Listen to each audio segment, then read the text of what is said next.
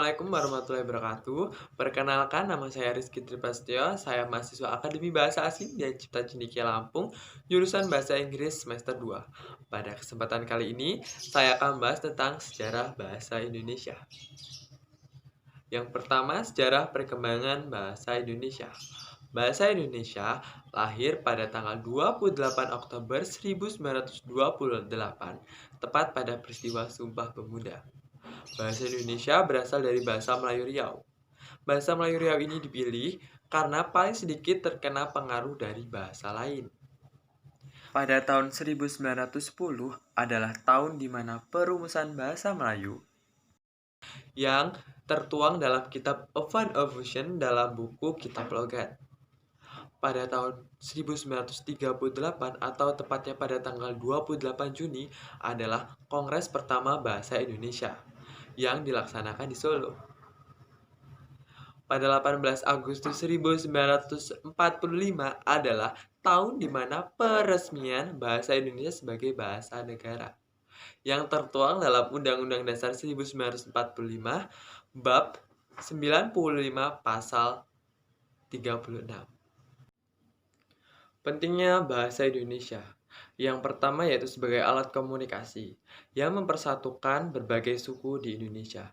Yang kedua sebagai identitas negara. Selanjutnya itu kedudukan bahasa Indonesia. Kedudukan bahasa Indonesia sebagai bahasa negara sesuai dalam Undang-Undang Dasar 1945 Bab 95 Pasal 36. Fungsi bahasa Indonesia. Yang pertama sebagai alat pemersatu. Seperti yang kita ketahui, Indonesia terdiri dari berbagai macam suku dan bahasa. Fungsi bahasa Indonesia itu sendiri yaitu sebagai media untuk memersatukan bahasa dan budaya di negara kita. Yang kedua, sebagai bahasa negara, tertuang dalam Undang-Undang Dasar 1945 Bab 95 Pasal 36 yang menjadikan bahasa Indonesia sebagai bahasa negara. Yang ketiga, sebagai budaya. Bahasa Indonesia termasuk dalam budaya Indonesia yang merupakan ciri khas bangsa Indonesia itu sendiri. Yang terakhir, yang keempat, sebagai alat pengembangan kebudayaan, ilmu pengetahuan, dan teknologi atau iptek.